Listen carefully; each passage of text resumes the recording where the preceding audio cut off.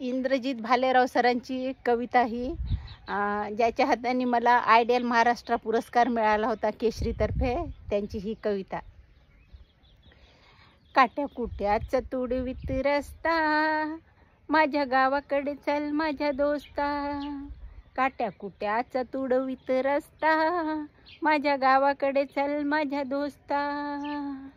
कशी उन्हात उन्हात तळतात माणसं, कशी मातीत मातीत मळतात माणसं. कशी खातात जीवाला खस्ता, माझ्या गावाकडे चल माझ्या दोस्ता. कशी खातात जीवाला खस्ता, माझ्या गावाकडे चल माझ्या दोस्ता. काळ्या बापाचं हिरवं रान, काळ्या माईनं पिकवलं सोनं. पण त्यांच्या घामाचा भाव लय सस्ता, माझ्या गावाकडे चल माझ्या दोस्ता.